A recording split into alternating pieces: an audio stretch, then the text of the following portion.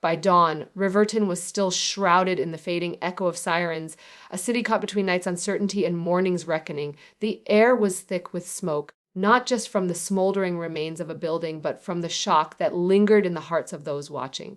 Langford and Vance Holdings, once the gleaming emblem of the city's corporate pride, had fallen overnight, consumed by a fire that felt almost biblical in its precision. The skyline still glowed faintly orange, the bay below reflecting a haunting shimmer of ruin.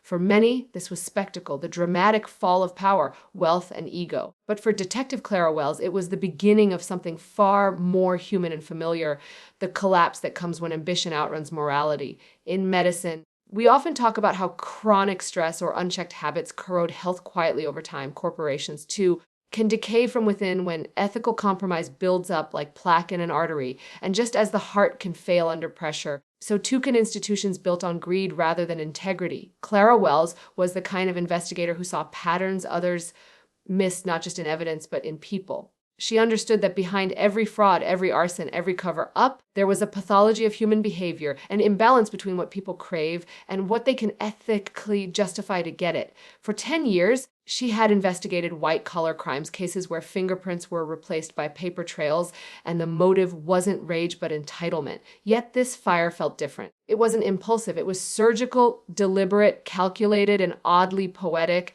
The letter found at the Riverton Tribune's doorstep confirmed that suspicion. It wasn't a threat. It was art written in elegant, trembling handwriting that spoke of pain, purpose, and finality. Let the ashes speak louder than the words ever could. It read. Wells knew that this was no random act of destruction. It was a verdict. Someone wanted the world to see what was burning, and more importantly, why.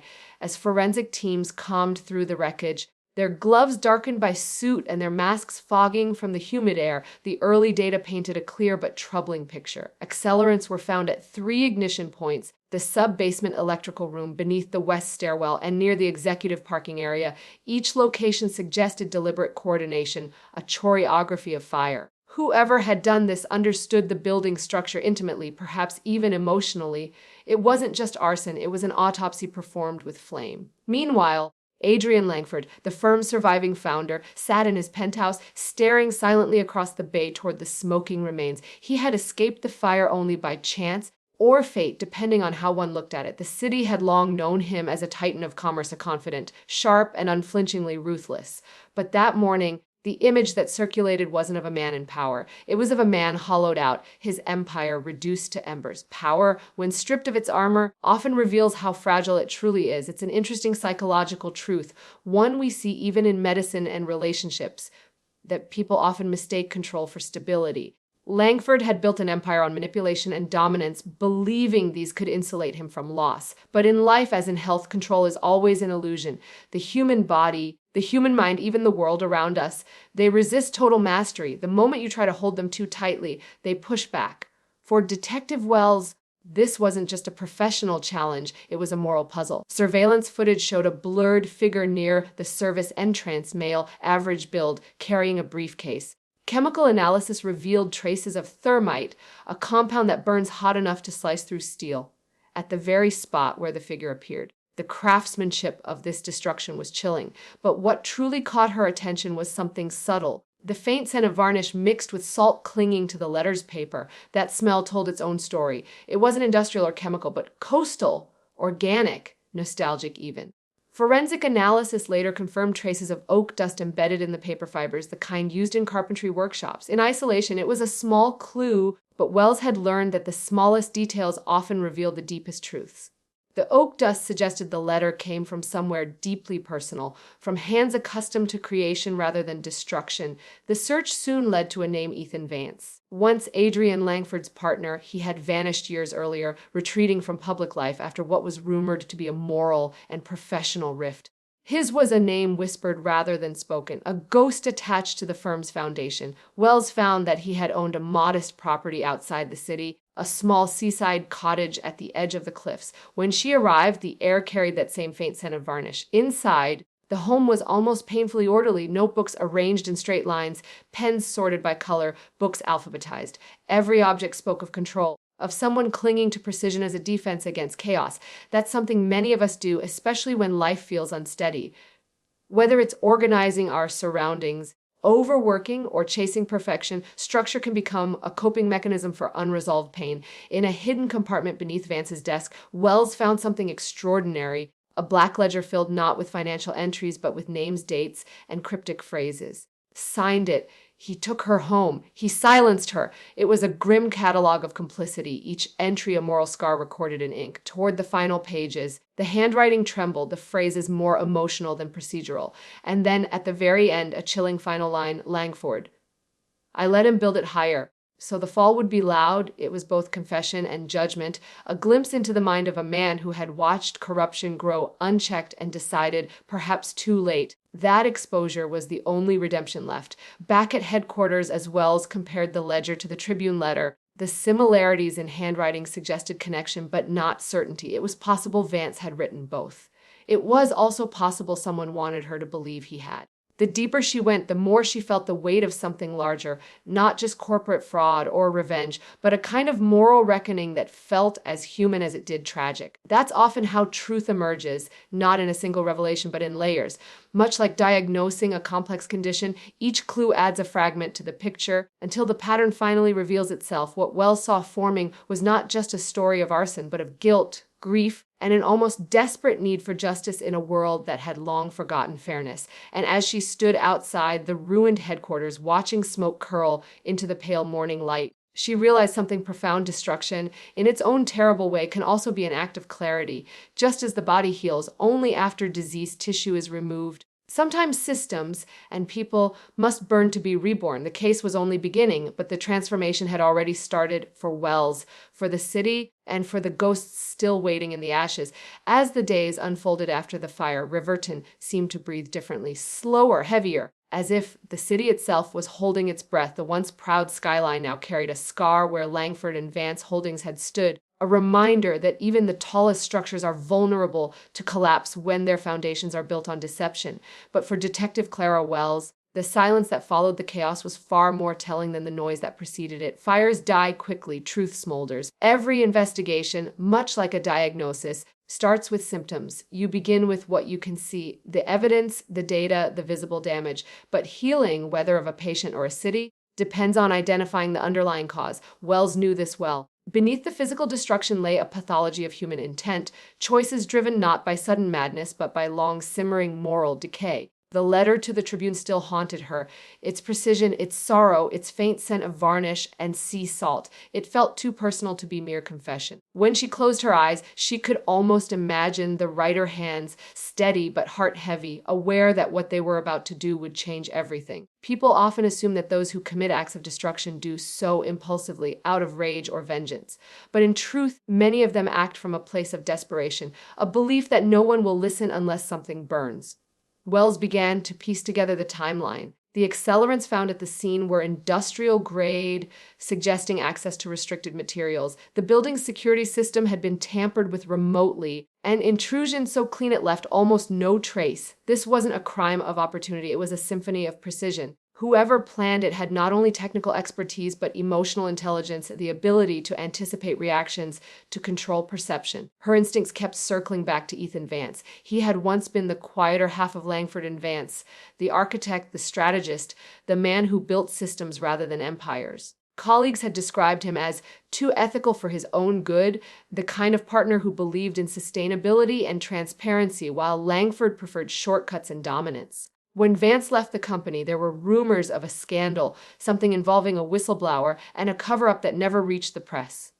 After that, he simply vanished. The discovery of his seaside cottage added depth to the mystery. The orderliness of the home, the deliberate symmetry of its contents, reflected more than tidiness. Psychologically, such environments often reveal an individual seeking control amid chaos, an effort to create predictability in a world that feels unpredictable. It reminded Wells of the way patients manage anxiety through routines, small rituals that give structure to emotional disorder. But what truly fascinated her was the ledger. Each name, each cryptic note represented not just a person but a decision, the slow accumulation of moral injury. In medicine, there's a concept called moral fatigue, the emotional exhaustion that occurs when one's values repeatedly clash with one's actions. Vance's handwriting told that story vividly. Early entries were crisp, confident. But as the years went on, the lines trembled, the ink smudged, the notes became more emotional than factual. It was the written record of a conscience eroding under pressure. Among the names in that ledger, one stood out, Nora Bain. She was a retired teacher, her name barely known outside of a forgotten case file from years earlier.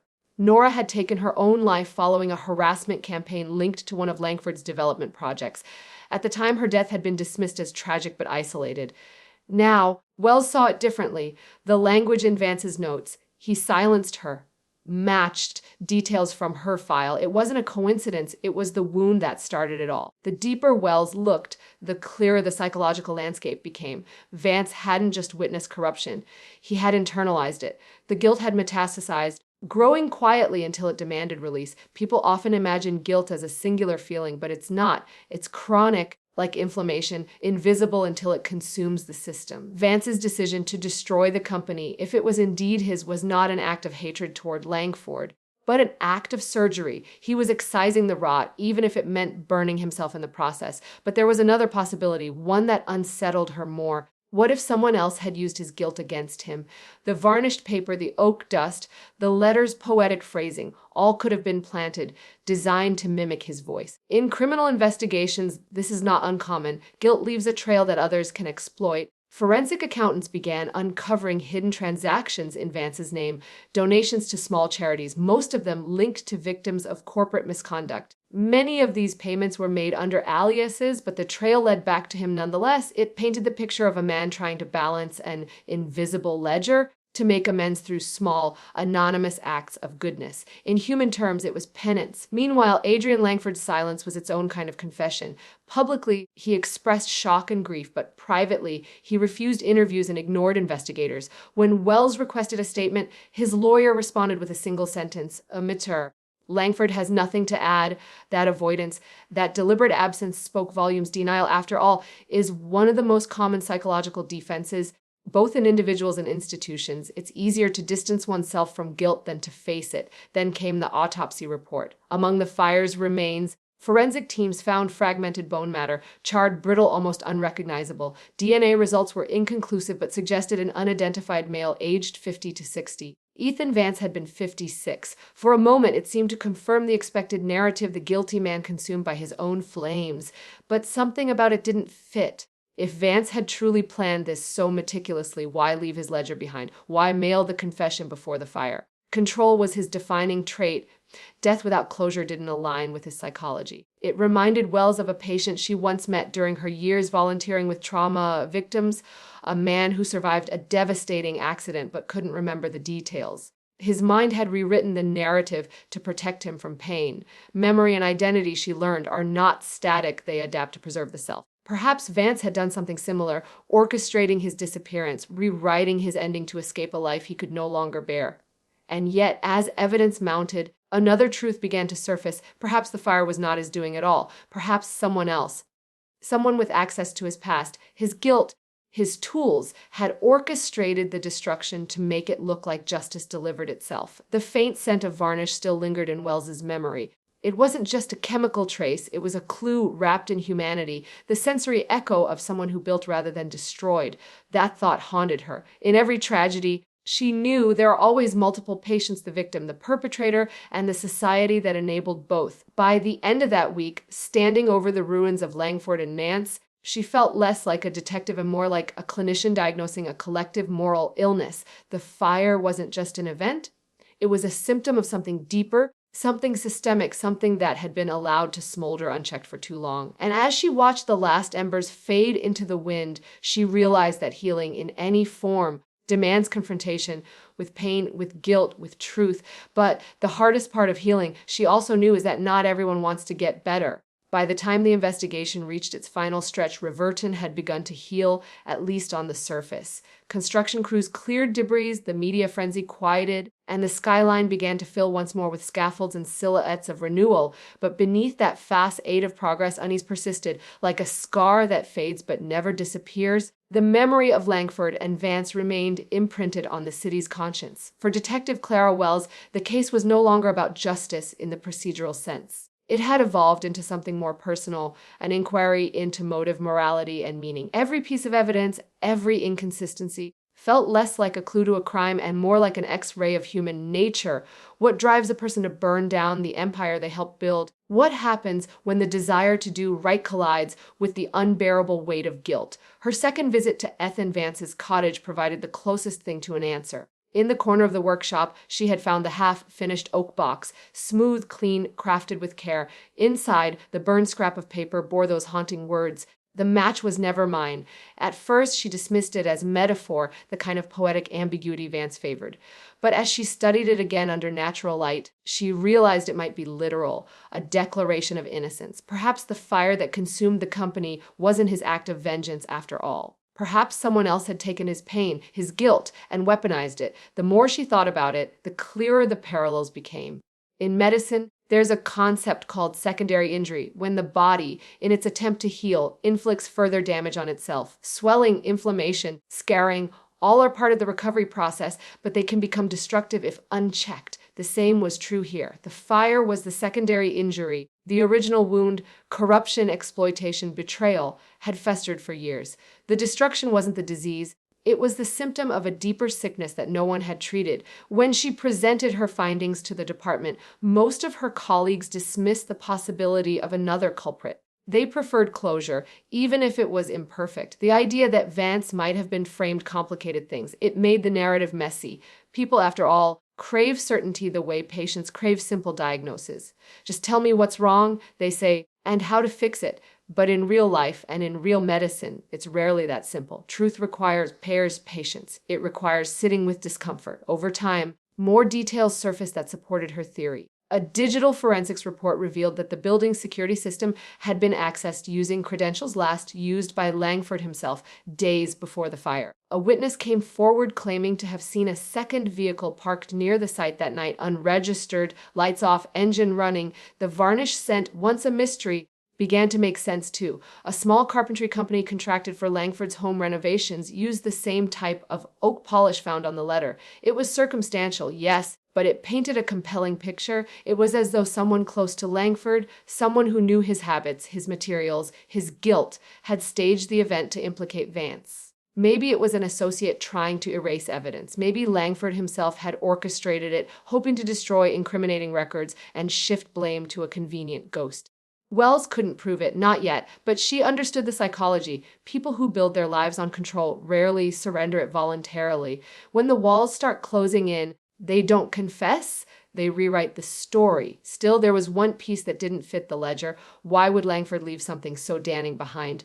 Unless, of course, it wasn't his to begin with. Perhaps the ledger was genuine, Vance's own record of conscience, but someone had used it posthumously, like an autopsy report twisted into a confession. It was chilling to consider today that the very thing Vance wrote to preserve truth had been repurposed to bury it. The moral weight of the case began to press on Wells. She thought of Nora Bain often, the woman whose quiet suffering had sparked this chain of events. Her story had been dismissed as insignificant, just another casualty of corporate indifference. But in the end, her memory had ignited an inferno that exposed everything. It reminded Wells of something she often told her medical colleagues. During joint investigations, pain doesn't disappear when ignored, it transforms. Nora's pain had transformed into Vance's guilt into destruction, and destruction into revelation. Every silence has a consequence. One evening, Wells stood once more by the bay. The city's lights shimmered over the water, reflecting both progress and loss. The air carried a hint of salt and smoke, though the fires had long been extinguished. She thought about how every investigation mirrors the human body, each clue like a cell, each motive like a gene. When one mutates, the system changes. Corruption is a kind of cancer, slow and insidious. You can cut it out, but if you don't change the conditions that allowed it to grow, it always finds its way back. She closed the file weeks later, officially unsolved, but she knew better. The truth wasn't missing. It was buried under layers of denial and narrative convenience. Still, the act of searching had meaning. Understanding what drives people to destroy or redeem themselves is as vital as catching them. In her years of work, Wells had learned that healing, whether in the body or the collective conscience, begins not with answers but with honesty. That night, as she drove home, she thought of the line Vance had written in his ledger. I let him build it higher, so the fall would be loud. Maybe he wasn't speaking about buildings or corporations at all. Maybe he meant people, how we sometimes allow others to rise unchecked, knowing that gravity will do what morality could not. There was tragedy in that realization, but also a strange kind of justice. In the end, the ruins of Langford and Vance weren't just remnants of greed or revenge. They were reminders of a fundamental truth about human nature, that integrity, once compromised, is like a weakened beam. It may hold for years, even decades, but the stress always finds the fracture. And when it gives way, it doesn't just collapse the structure. It shakes the ground beneath everyone connected to it. As dawn broke again over Riverton, the skyline glowed with the soft light of renewal. Cranes moved slowly above the bay, and the hum of rebuilding began. For the first time in months, Wells felt something close to peace. The case was unfinished, but the story was complete. Justice, she knew, doesn't always come in verdicts or arrests. Sometimes it comes in understanding, in seeing clearly what was hidden and choosing to remember rather than forget. She turned away from the water, her reflection fading as the sun rose higher. Behind her, the city stretched awake, unaware of how close it had come to losing itself. Ahead of her, the path remained uncertain, but her conviction was steady. Truth, after all, is like healing. It hurts, it scars, but it restores. And in that quiet moment between destruction and recovery, Clara Wells understood the match might never have been his, but the fire had burned something false away, leaving behind only what was real.